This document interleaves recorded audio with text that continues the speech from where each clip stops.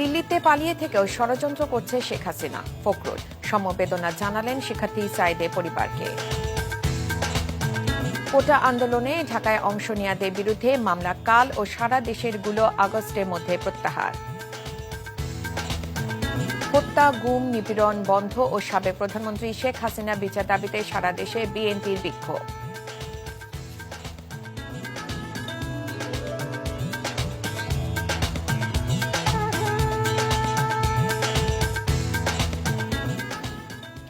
আসসালামু আলাইকুম, রায়কা আল হোসেন স্বাগত জানাচ্ছি এনটিভি দেশের খবরে। ক্রাউন সিমেন্ট শিরোনাম দেখছিলেন, এবার চলুন পুরো খবরে। বৈষম্য বিরোধী ছাত্র আন্দোলনের সময় সংগঠিত হত্যা, গণহত্যা, নির্যাতন সহ মানবতা বিরোধী অপরাধের অভিযোগে শেখ হাসিনা সহ 10 জনের বিরুদ্ধে আন্তর্জাতিক অপরাধ ট্রাইব্যুনালে দেয়া অভিযোগ গ্রহণ করেছে তদন্ত সংস্থা। আর মিরপুর 10 নম্বরে আন্দোলনরত শিক্ষার্থী ফয়জুল ইসলাম রাজন নিহতের ঘটনায় সাবেক প্রধানমন্ত্রী শেখ হাসিনা সহ 24 জনের বিরুদ্ধে মামলা হয়েছে আজ। এদিকে সুপ্রিম কোর্টের এক আইনজীবীকে অপহরণের অভিযোগে শেখ হাসিনার বিরুদ্ধে আরেকটি মামলা হয়। তামজিদ সুমনের রিপোর্ট। সাবেক প্রধানমন্ত্রী শেখ হাসিনার বিরুদ্ধে এবার শিক্ষার্থী হত্যার অভিযোগে মামলা হলো।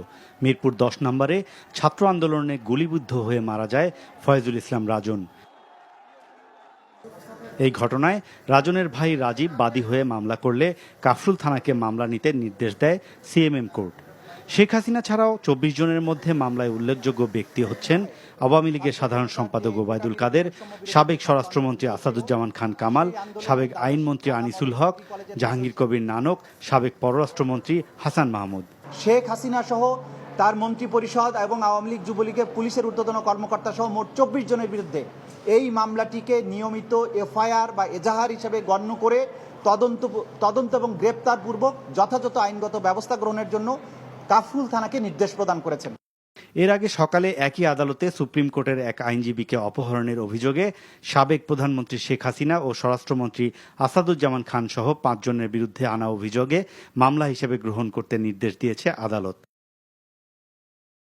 এদিকে বৈষম্য বিরোধী ছাত্র আন্দোলনের সময় সংগঠিত হত্যা, গণহত্যা, নির্যাতন সহ মানবতা বিরোধী অপরাধের অভিযোগে শেখ হাসিনা সহ 10 জনের বিরুদ্ধে আন্তর্জাতিক ট্রাইব্যুনালে দেয়া অভিযোগ গ্রহণ করেছে তদন্ত সংস্থা।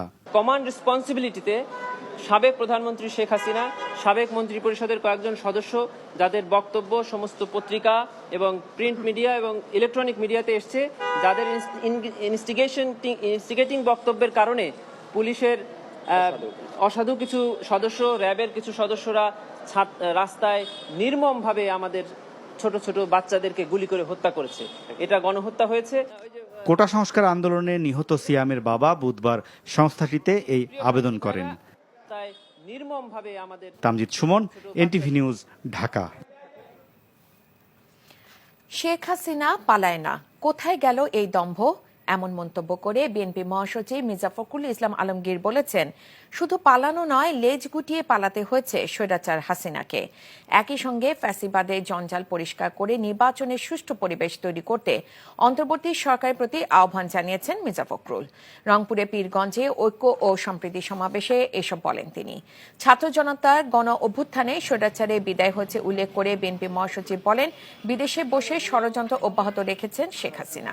ছাত্রদের আত্মত্যাগ সফল করতে এই ষড়যন্ত্র রুখে দেশবাসীর প্রতি আহ্বান জানান মির্জা ফখরুল। তারেক রহমানকে দেশে ফিরিয়ে আনার ব্যবস্থা করতে অন্তর্বর্তী সরকারের প্রতি দাবি জানান তিনি। মির্জা ফখরুল বলেন, জাতীয় নির্বাচনের আগে সুষ্ঠু পরিবেশ তৈরি করতে হবে। এর আগে পীরগঞ্জে পৌঁছে শহীদ আবু সাইদের কবর জিয়ারত করেন বিএনপি মহাসচিব। পরে পরিবারের সদস্যদের সাথে কথা বলেন তিনি। বিএনপির তরফ থেকে তুলে দেন আর্থিক সহায়তা।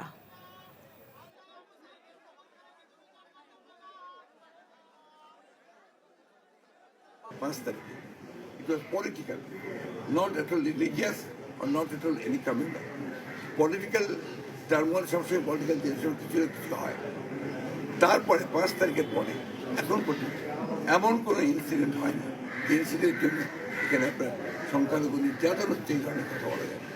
কিন্তু একটা চক্র পরিকল্পিতভাবে এবং অতীত যে সরকার, অতীত যে আপনার শাসক গোষ্ঠী, তাদের লোকেরা পরিকল্পিতভাবে এখানে আমরা বিভিন্ন ঘটনার নাটক সাজিয়ে তারা এটাকে প্রচার করছি। 31 আগস্টের মধ্যে দেশজুড়ে ছাত্র জনতার গণ আন্দোলনে অংশ নেওয়া সবার বিরুদ্ধে যে মিথ্যে মামলা হয়েছিল তা প্রত্যাহার করা হবে আর আগামীকালের মধ্যে ঢাকার সব মামলা প্রত্যাহার হবে। সচিবালয়ে নিজ কার্যালয়ে সংবাদ সম্মেলনে এসব কথা জানান আইন উপদেষ্টা অধ্যাপক ডক্টর আসিফ নজরুল। সাগররুনি হত্যার বিচার না হলে জাতির কাছে দায়বদ্ধ থাকতে হবে উল্লেখ করে তিনি জানান, রোজিনা ইসলাম ও মাহমুদুর রহমান মান্নার মামলা আগামীকালের মধ্যে প্রত্যাহার হবে। আইন উপদেষ্টা বলেন, শেখ হাসিনার বিরুদ্ধে মামলা তদন্ত ও বিচার প্রক্রিয়া শুরুর পর তাকে ফিরিয়ে আনার বিষয়ে ব্যবস্থা নেওয়ার কথা ভাবা হবে। জানান, আয়না ঘরের মতো ঘটনার অবশ্যই বিচার হবে।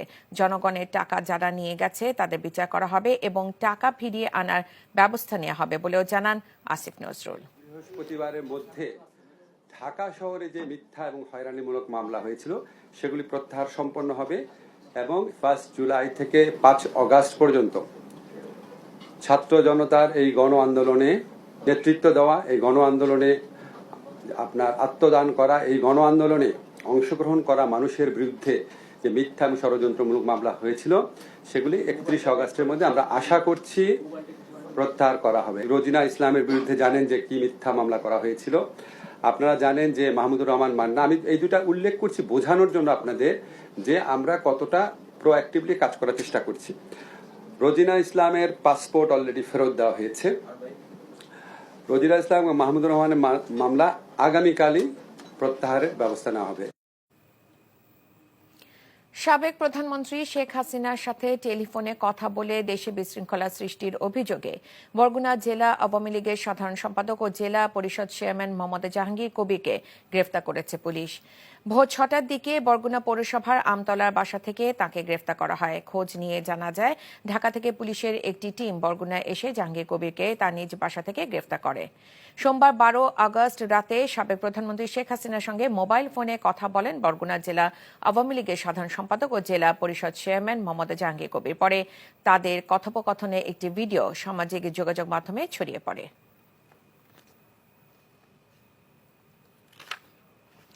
কোটা সংস্কার আন্দোলন চলাকালে বাড়ি ও বাড়ির ছাদে গুলিবিদ্ধ হয়ে নিহত শিশুদের প্রত্যেকের পরিবারকে 1 কোটি টাকা ক্ষতিপূরণ ও বিচার বিভাগীয় তদন্ত কমিশন গঠনের নির্দেশনা চেয়ে রিটের শুনানির জন্য আগামীকাল দিন ধার্য করেছে হাইকোর্ট।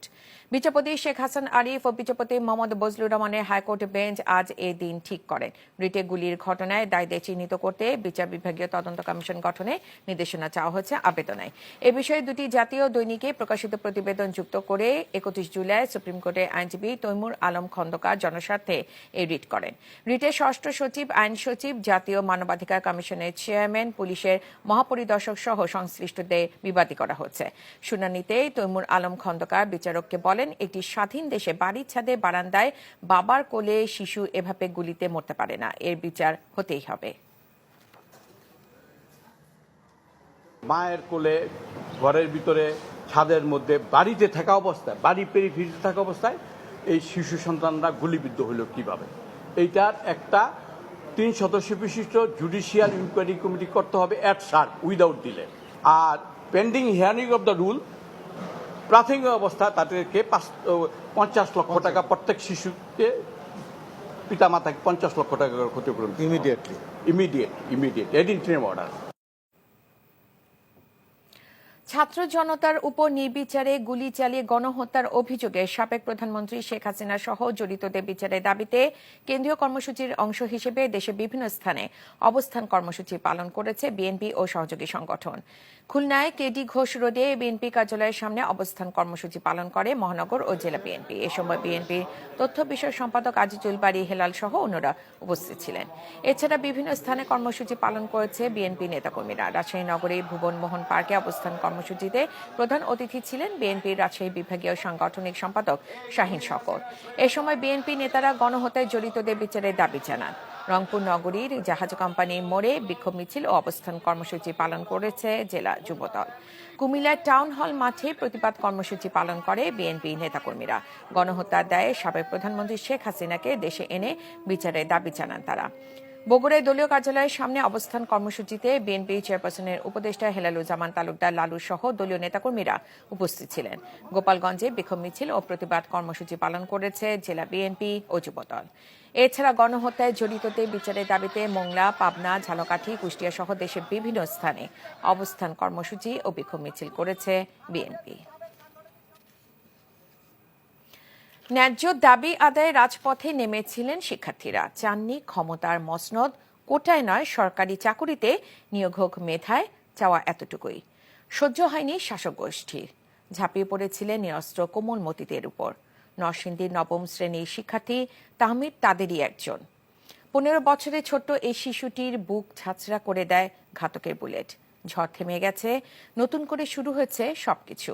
থামেনি শুধু তাহমিদের মায়ের চোখের জল। বিস্তারিত জুনায়েদ আল হাবিবের প্রতিবেদনে। আমার ছেলে এগুলো স্মৃতি, ক্রিকেট খেলতো, ফুটবল খেলতো ছোট সময়।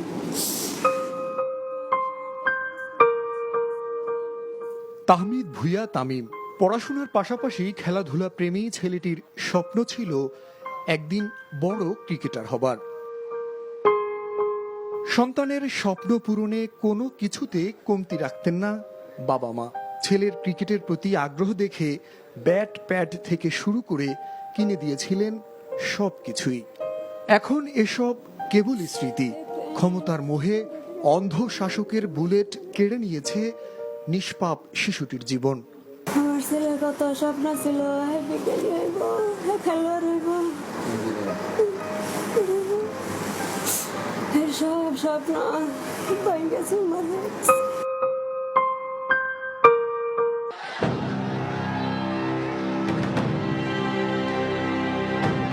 18 জুলাই সারা দেশের মতো উত্তাল নরসিংদীও। শিক্ষার্থীদের নির্বিচারে গুলি করে হত্যার প্রতিবাদে শহরের জেলখানা মোড় এলাকায় রাজপথে নেমে আসে হাজারো শিক্ষার্থী। বাবা মার চোখ ফাঁকি দিয়ে মিছিলে অংশ নেয় নবম শ্রেণী পড়ুয়া তাহমিদ। গলায় স্লোগান তোলে, ভাই হত্যার বিচার চাই। মুহূর্তেই নিরস্ত্র শিক্ষার্থীদের উপর নির্বিচারে গুলি চালায় রাষ্ট্রের পুলিশ বাহিনী। মাটিতে লুটিয়ে পড়ে তাহমিদের নিথর দেহ। ভাইকে হারিয়ে পাগল প্রায় তাহমিদের বোন। এমন মৃত্যু যেন কিছুতেই মানতে পারছেন না তারা। সবসময় স্কুল থেকে আসা যাওয়া করতাম একসাথে, রাত্রে 2টা-3টা পর্যন্ত গল্প করতাম।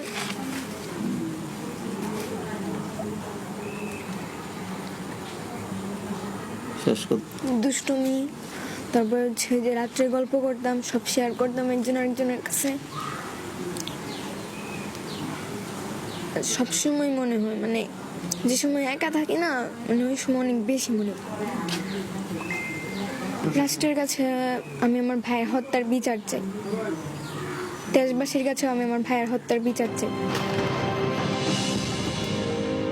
তাহমিদের রক্তের উপর দিয়ে শাসক গোষ্ঠী চেয়েছিল ক্ষমতার মসনদ ধরে রাখতে। শেষ রক্ষা হয়নি তাদের। তবে তাহমিদদের এই আত্মত্যাগ যেন বৃথা না যায়, এটুকুই প্রত্যাশা প্রিয়জন হারানো পরিবারগুলোর। জুনায়েদ আল হাবিব, এনটিভি নিউজ, ঢাকা। চট্টগ্রামে নবগ্রহ মন্দিরের আগুন দেওয়ার ভিডিও ফুটেজ বিশ্বের বিভিন্ন গণমাধ্যমে ফলাও করে প্রচার হয়েছে। ফ্যাক্ট চেকে দেখা গেছে ভিডিওটি সম্পূর্ণ মিথ্যা। প্রকৃত ঘটনা হচ্ছে মন্দিরের পাশে আওয়ামী লীগ অফিসের আগুনকে দেখানো হয়েছে মন্দিরের আগুন। পূজারীরা বলছেন চট্টগ্রামে মন্দিরে আগুনের কোনো ঘটনা ঘটেনি। চট্টগ্রাম থেকে আরিচ আহমেদের পাঠানো রিপোর্ট, ক্যামেরায় ছিলেন Enamul Haque. And attacked, how their belongings were set ablaze or taken away. Chittagong শহরের ঐতিহ্যবাহী নবগ্রহ মন্দিরে আগুন জ্বলছে এমন খবর ঢালাওভাবে প্রচার হয়েছে বিদেশি কয়েকটি গণমাধ্যমে। সামাজিক যোগাযোগ মাধ্যমেও ঠাঁই করে নিয়েছে ভিডিওটি। এতে সারা দেশে সনাতন ধর্মাবলম্বীরা ক্ষুব্ধ হন, কিন্তু বাস্তব চিত্র হলো এটি। চট্টগ্রামের কোতোয়ালি থানা এলাকায় নবগ্রহ মন্দিরে গিয়ে দেখা গেল মন্দিরে চলছে আরাধনা প্রসাদ বিতরণ। মন্দির পুরোপুরি অক্ষত আছে, বরং হিন্দু মুসলিম সবাই মিলে মন্দিরে পাহারা দিয়েছে। নবগ্রহ মন্দিরের অগ্নিসংযোগ করা হয়েছে, তবে এটা সত্য নয়। এমনি যতটুকু দেখেছি আমরা, মন্দিরে কোনো হামলাও হয় নাই, অগ্নিসংযোগও হয় নাই, তবে সবাই আতঙ্কিতের মধ্যে ছিলাম। গুজবে কান না দেওয়ার আহ্বান রামকৃষ্ণ মিশনের প্রধানের। আমরা এখানে তো দীর্ঘকাল মানে সাম্প্রতিক সম্প্রীতির মধ্যে আছি। তো কিছু কিছু সময়ে রাজনৈতিক কারণে হোক, যে কোনো কারণ হোক, একটা হয়ে যায়, আবার আস্তে আস্তে স্থিমিত হয়। নাহলে আমরা এতদিন আছি কি করে দেশে? দেশের সাম্প্রদায়িক সম্প্রীতি যাতে কেউ বিনষ্ট করতে না পারে সেজন্য প্রশাসনের দৃষ্টি আকর্ষণ করেছেন চট্টগ্রামবাসী। NTV news desk. সাভার জাতীয় স্মৃতিসৌধে বীর শহীদদের প্রতি ফুল দিয়ে শ্রদ্ধা নিবেদন করেছেন মুক্তিযুদ্ধ বিষয়ক উপদেষ্টা বীর মুক্তিযোদ্ধা ফারুকী আজম। সকালে তিনি স্মৃতিসৌধে পৌঁছে বীর শহীদদের প্রতি ফুল দিয়ে শ্রদ্ধা নিবেদন করেন। এ সময় তিনি বীর শহীদদের স্মরণে 1 মিনিট নীরবতা পালন করেন ও স্মৃতিসৌধে পরিদর্শন বইয়ে স্বাক্ষর করেন। এ সময় মুক্তিযুদ্ধ বিষয়ক উপদেষ্টা বলেন, কোটা আন্দোলনে মুক্তিযুদ্ধ বিষয়ক মন্ত্রণালয়ের অনেক সম্মান ক্ষুণ্ণ হয়েছে, তাই সেই সম্মান ফিরে আনার জন্য তিনি কাজ করবেন। চট্টগ্রাম থেকে বেশ কিছু লুণ্ঠিত অস্ত্র ও গোলাবারুদ উদ্ধার করেছে র্যাব। র্যাব জানায়, চট্টগ্রামের বিভিন্ন স্থানে অভিযান চালিয়ে গতরাতে 21টি বিভিন্ন ধরনের আগ্নেয়াস্ত্র এবং 275 রাউন্ড গুলি উদ্ধার করা হয়। এর মধ্যে রয়েছে SMG, China rifle, BD rifle, shotgun ও পিস্তল। পরে উদ্ধারকৃত অস্ত্র, গোলাবারুদ এবং অন্যান্য সরঞ্জামাদি সিএমপির উপ পুলিশ কমিশনারের কাছে হস্তান্তর করা হয়। ছাত্র আন্দোলনের সময় চট্টগ্রাম মেট্রোপলিটন পুলিশের বিভিন্ন থানা থেকে এসব অস্ত্র ও গোলাবারুদ লুট হয়েছিল।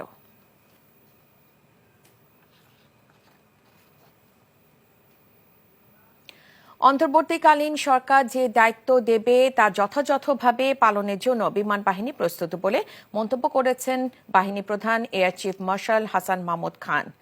সাম্প্রতিক পরিস্থিতিতে দেশের প্রয়োজনে বিমান বাহিনী সীমিত জনবল নিয়েও অসামরিক কর্তৃপক্ষকে নিরাপত্তা সহায়তা দিচ্ছে বলে মন্তব্য করেন তিনি। সকালে যশোর বিমানবন্দর পরিদর্শন শেষে সাংবাদিকদের কথা বলেন বাহিনী প্রধান। এর আগে যশোর বিমানবন্দরের পরিচালনা ও নিরাপত্তা কার্যক্রম পরিদর্শন এবং সেখানে দায়িত্বে নিয়োজিত কর্মীদের উদ্দেশ্যে বক্তব্য রাখেন তিনি।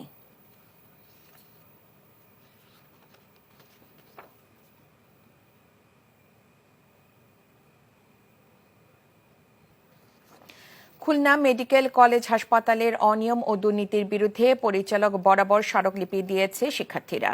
খুলনা বিএল কলেজের ছাত্র সমন্বয়ক শারিয়া শিশির হৃদয় শিক্ষার্থীদের পক্ষে পরিচালক ডক্টর গৌতম কুমার পালের কাছে এই স্মারকলিপি তুলে দেন। বিষয়টি তদন্ত করে দেখা হবে বলে তিনি আশ্বাস দেন।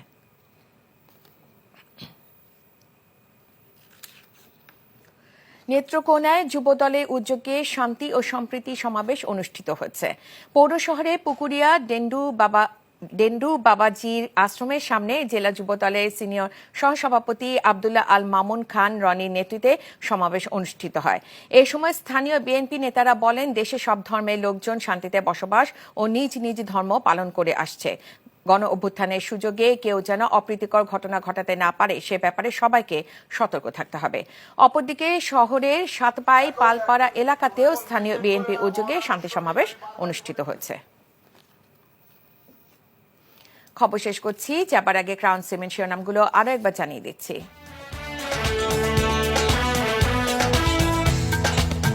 এবার শিক্ষার্থী হত্যায় শেখ হাসিনা সহ 24 জনের বিরুদ্ধে মামলা, আন্তর্জাতিক ট্রাইব্যুনালে দেয়া অভিযোগ গ্রহণ। দিল্লিতে পালিয়ে থেকেও ষড়যন্ত্র করছে শেখ হাসিনা, ফখরুল সমবেদনা জানালেন শিক্ষার্থী সাইদের পরিবারকে। কোটা আন্দোলনে ঢাকায় অংশ নেওয়াদের বিরুদ্ধে মামলা কাল ও সারা দেশের গুলো আগস্টের মধ্যে প্রত্যাহার। হত্যা, গুম, নিপীড়ন ও সাবেক প্রধানমন্ত্রী শেখ হাসিনার বিচার দাবিতে সারা দেশে বিএনপির বিক্ষোভ।